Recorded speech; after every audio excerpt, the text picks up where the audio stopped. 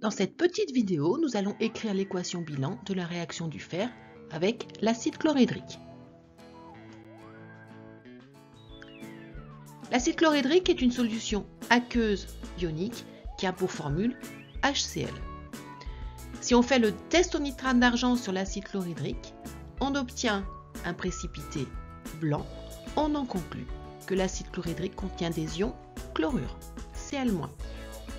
Si on fait le test du pH sur l'acide chlorhydrique, on voit que son pH est égal à 1, c'est donc une solution acide qui contient des ions H+. Pour étudier la réaction du fer avec l'acide chlorhydrique, on va introduire de la laine de fer dans un tube à essai et recouvrir la laine de fer d'une solution d'acide chlorhydrique concentrée. On observe rapidement la formation de bulles, donc la formation d'un gaz. Après quelques minutes, on approche une allumette enflammée à l'extrémité du tube à essai et on entend une petite détonation. On en conclut que le gaz qui se forme est du dihydrogène de formule H2. Au bout de quelques minutes, on prélève 1 cm de la solution après réaction chimique dans 2 tubes à essai. Dans le premier tube, on va faire le test à la soude. On observe la formation d'un précipité vert et on peut en conclure que la solution contient des ions Fe2+, des ions ferreux. Dans le deuxième tube à essai, on fait le test au nitrate d'argent. On observe la formation d'un précipité blanc et on en conclut que la solution contient des ions chlorure. La solution finale est une solution de chlorure de fer 2.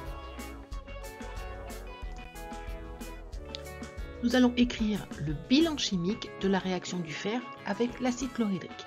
Pour écrire le bilan chimique, on met le nom des corps qui interviennent. Donc le fer réagit avec la solution d'acide chlorhydrique pour donner du dihydrogène et une solution de chlorure de fer 2. On va remplacer les noms par leur formule chimique. Le fer a pour symbole Fe. L'acide chlorhydrique contient des ions H+ et des ions Cl-. Le dihydrogène a pour formule H2.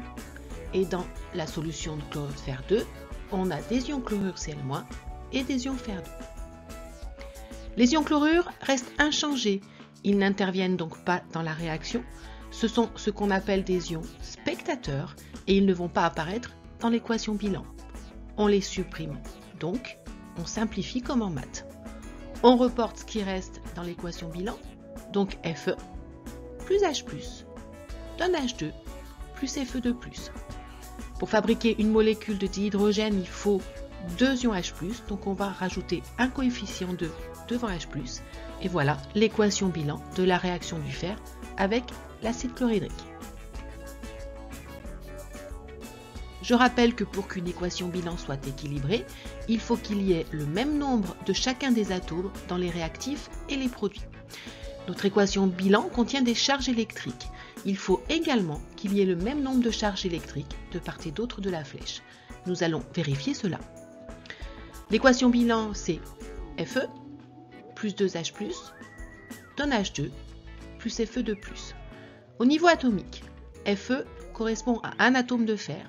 Fe2+ est issu d'un atome de fer.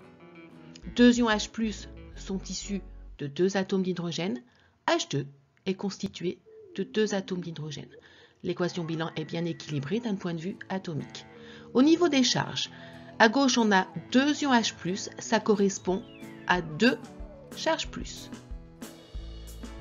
Du côté des produits, on a un ion Fe2+, qui est constitué de 2 charges plus.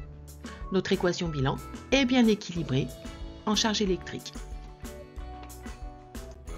Voilà, j'espère que vous avez tout compris et je vous dis à bientôt sur une autre vidéo avec Mini.